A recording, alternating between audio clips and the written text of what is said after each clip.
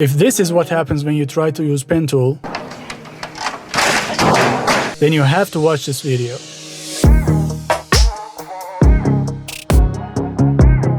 Okay, new day, new document. First thing you need to do is to press P key on your keyboard to pick the pen tool, or select this little son of a from the toolbox. Now your pointer turns into a pen shape. Amazing, right? And if you pay enough attention, you'll see there's a star icon beside it, which means you're about to create a new path. So let's do it.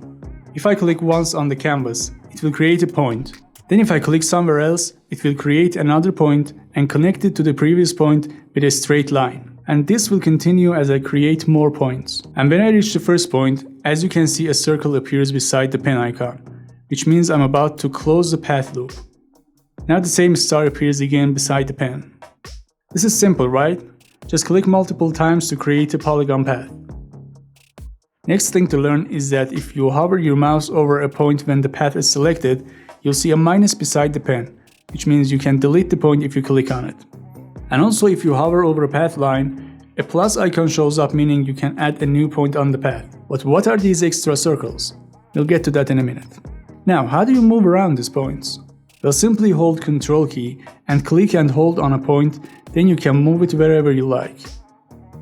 Okay, I'm gonna hit delete to delete both of these. So creating a simple path with straight lines was easy.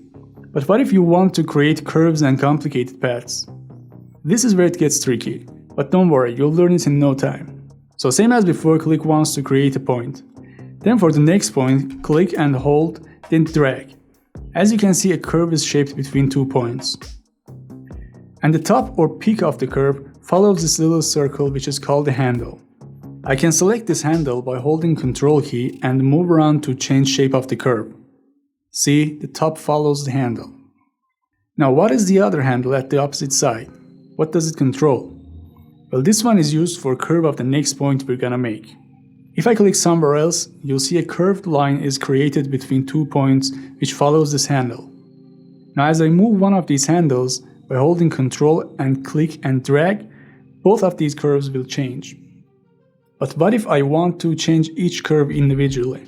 Well, that's where the other important tip to learn kicks in. If you hold Alt key and hover over one of these handles, you'll see your pointer changes into this weird shape, which is a corner, and it means it will break your point from a curve into a corner. Now if I click and drag this handle, it will break the curve, and now it only controls the right curve. Once the point is broken, it will remain that way, and next time you want to move it around, you just need to hold Ctrl key just like a point. Then you can edit each curve individually. Now we have a beautiful path which looks like Nice. Anyway, let's have a recap. You pick the pen tool, click once anywhere to create a point, then somewhere else to create another point and a straight line between them. If you want a curved line, you click and hold and drag to create a curve. You select curves and points with holding Ctrl key and click.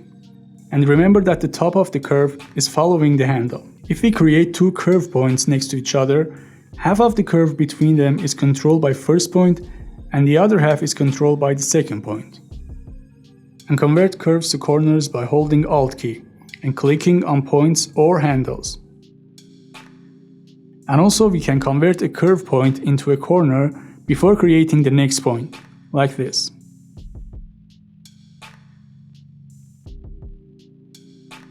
I hit delete again. Okay, now we created some path. Then what? What to do with it? Let's see. I create a new random path. Some curves, a corner here. Nice. Now I have a simple path which has no use by itself and won't even render if I export this file. But there are some ways to make use of it. We have 3 buttons up here: Selection, Mask and Shape. These will help us to convert our path to something useful. First I'm gonna try Shape. I press it and suddenly my path becomes a shape. You can see this shape layer is added to my layers panel. But why we can see it? Because it has no fill. Just press U key to pick Shape tool, then give your shape some fill and stroke from up here. Then just pick any tool other than Pen and Shape tool to deselect the path, and there's your shape. And the good thing about this shape is that it's editable, and you can modify it with pen tool whenever you like. Also, you can double click on the thumbnail of the shape layer to change its color.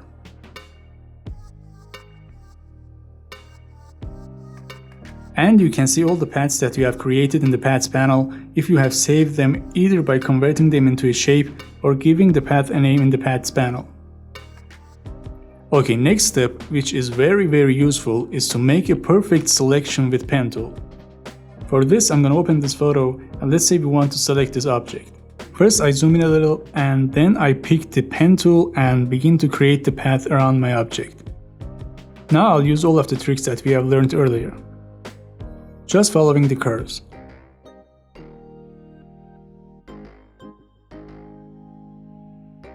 I try to place points at the end of the curve or middle of it. This way I can use one or two handles to adjust it. You can also place points on the straight edges, both horizontal or vertical.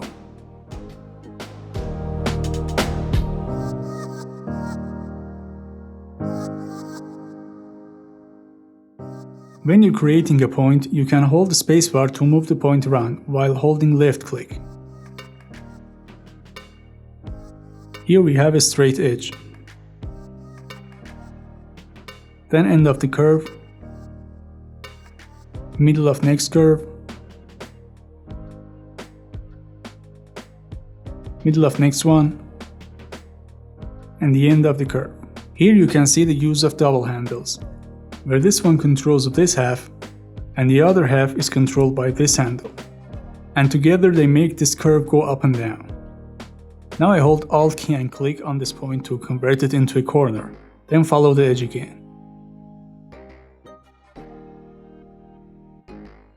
You can also convert a corner point into curves by holding Alt key and click and drag on a point like this.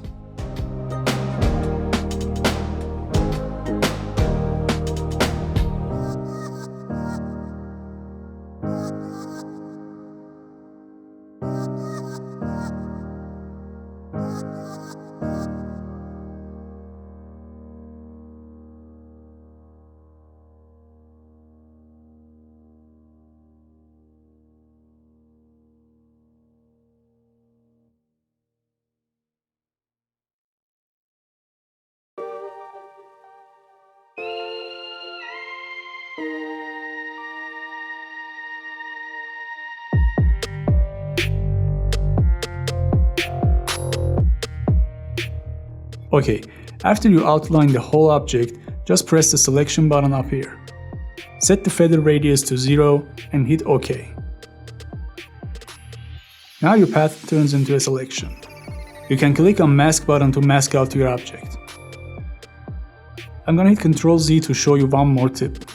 If it's hard for you to adjust the handles to follow a curve, or you're just extremely lazy, here's what you can do.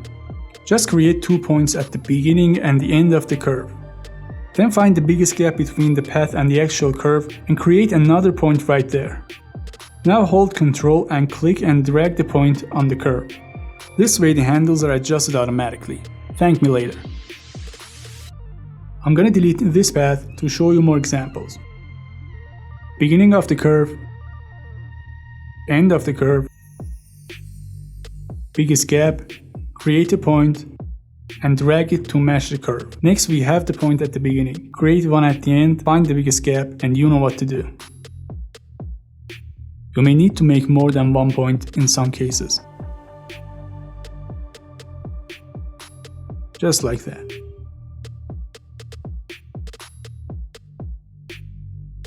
One more shortcut. Ctrl plus Enter to make a selection from your path instantly with 0 feather. And the last thing you can do with your beloved path is to make a vector mask with it. Just click on the mask button and you have it. It's almost same as a regular mask, you can just edit it with vector tools like pen.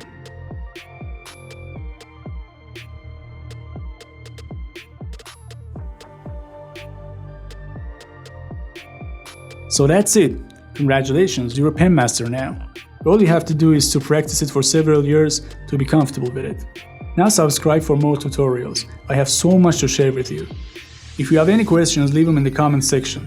And I'll give you a kiss if you hit the like button. See you in the next video.